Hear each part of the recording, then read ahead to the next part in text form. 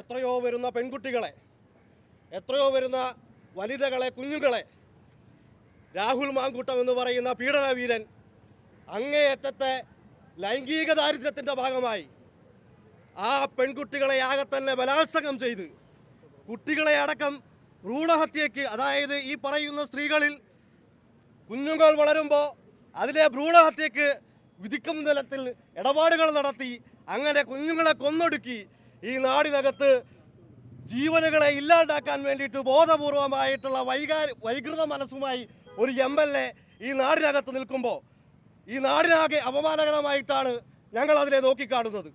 ഈ വിഷയം ഉയർന്നു വന്നപ്പോൾ തന്നെ ഞങ്ങൾ പറഞ്ഞു, നിങ്ങൾ രാജിവെക്കണം, നിങ്ങൾ MLA സ്ഥാനം രാജിവെക്കണം. നിങ്ങളെപ്പോലെ ഒരാൾ ഈ നാടിൻ്റെ നിയമസഭയിൽ സംസാരിക്കുവാൻ, ഇടപെടാൻ ഏതെങ്കിലും നിലയിൽ തങ്ങളുടെ ഭാരവാഹിത്വത്തിലേക്കോ അല്ലെങ്കിൽ തങ്ങളുടെ ഏതെങ്കിലും തരത്തിലുള്ള ഇടപെടലുകളിലേക്കോ ഈ നിയമസഭയ്ക്കകത്ത് നിങ്ങൾ കടന്നു വരരുത് എന്ന് ഞങ്ങൾ ആവശ്യപ്പെട്ടു.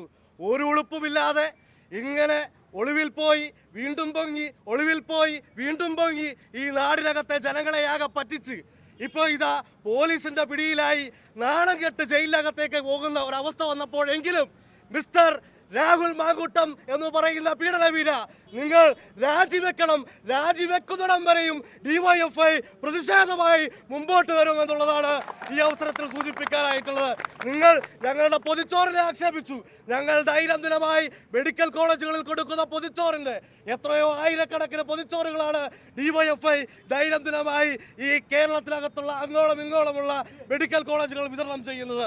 ആ മെഡിക്കൽ കോളേജുകൾ വിതരണം ചെയ്തിട്ടുള്ള പൊതിച്ചോറിൽ ഒരു 10 എണ്ണമെങ്കിലും നിങ്ങളുടെ യൂത്ത് കോൺഗ്രസിനോ അല്ലെങ്കിൽ ഈ പറയുന്ന MLAക്കോ കൊടുക്കാൻ കഴിയുന്ന സാഹചര്യം ഈ കേരളത്തിനകത്തുണ്ടോ എന്നുള്ളത് പരിശോധിക്കപ്പെടണം. അങ്ങനെ DYFI ആ നിലയിൽ പ്രവർത്തനമായി മുമ്പോട്ട് പോകുമ്പോൾ ഇവിടം കൊണ്ട് അവസാനിക്കുന്നില്ല രാഹുൽ മാങ്കൂട്ടം, ഇവിടം കൊണ്ട് അവസാനിക്കുന്നില്ല കോൺഗ്രസ്. നിങ്ങൾ ഈ നാടിനകത്ത് ദുരിതമുണ്ടായപ്പോൾ, വയനാട് ദുരിതമുണ്ടായപ്പോൾ ഈ ലോകത്താകെ പിരിച്ചുപിടിച്ചു. ആ പിരിച്ചുപിടിച്ച് 100 വീടും 30 വീടും അങ്ങേയറ്റത്തെ വീടും നിങ്ങൾ വെച്ചു കൊടുക്കാമെന്ന് പറഞ്ഞു. എവിടെ വീട്?